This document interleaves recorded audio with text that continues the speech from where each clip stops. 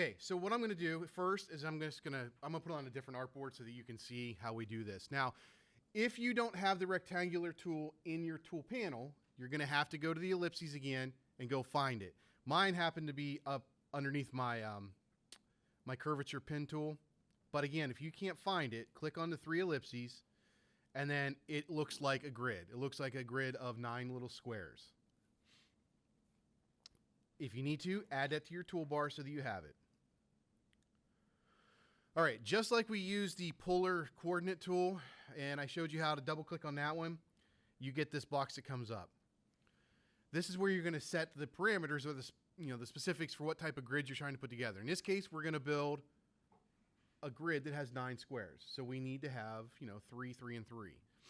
In order to do that, you got to think a little bit ahead again. This is where the math gets you sometimes.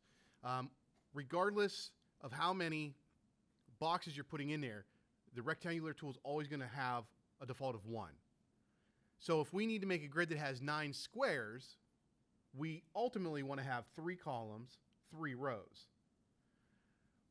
But by default, 1 column, 1 row is already going to be created, right? So we have to think ahead and say, okay, I just want to make 2 horizontal dividers and 2 vertical dividers. And when I do that, I say, okay, and then I can draw it out. If I hold Shift, I'll get a perfect little grid, okay? Now, the idea here is you don't want to draw it outside of your artboard because we have to do a little something to it. Remember what we had to do with the polar coordinate tool? We had to pull those vertices, the intersecting lines, out from the actual thing so we could use the pathfinder in order to clip them. We're going to have to do the same thing. So if I open up my layers, I can come in here and I can see that I need to activate my internal lines or my grid itself, right? Once I've highlighted and activated those, I can then come back out here and drag them outside of the outside square a little bit so that it looks like that, right? You just want those little tiny pieces of the lines outside of the main square grid. Does that make sense to everybody? Did I lose anyone yet?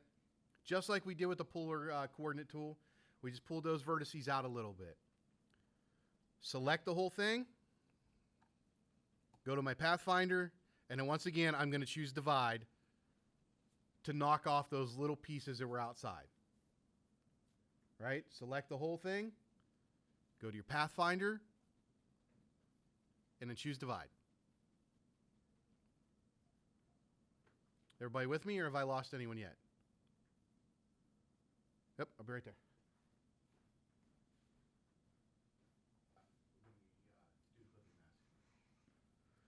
Okay, so once we've done that part of it, what we need to do then is go up to Object, and we need to ungroup, right? Because we want the boxes to be individualized. So if we say ungroup, what we should be able to do then is just click and select individual boxes at this point. Yeah.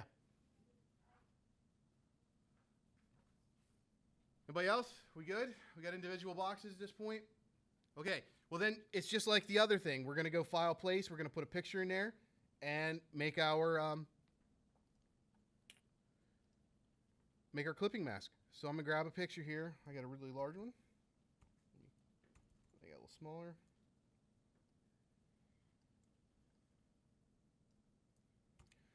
Okay, so then you need to make sure, just like with the other clipping masks that we worked on, that your image is behind the box, and then you just select them both. And then go Object, Clipping Mask, Make. And then it'll put your individual pictures in each of the boxes as you design it. All right? Yeah. Any questions? We good? Okay, so what you're being tasked with is creating a 9-panel rectangular grid. Find some pictures, put them in there.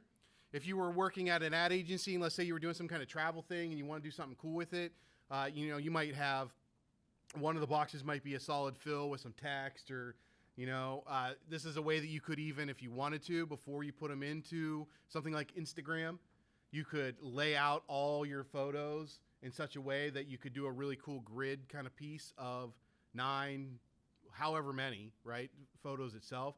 You could put one large photo in it and start, clipping mask each individual. And then you could actually, once you've done that, you can then, once you have one large picture, you can pull these away from the actual rectangle itself if you really wanted to.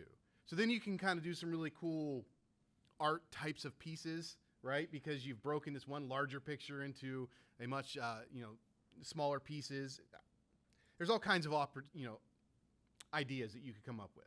So add this to your overall artboards that we've been working on. Create a 9 grid like we just did. Find 9 pictures. Do 9 clipping masks. Okay? All right, I'll be around for questions.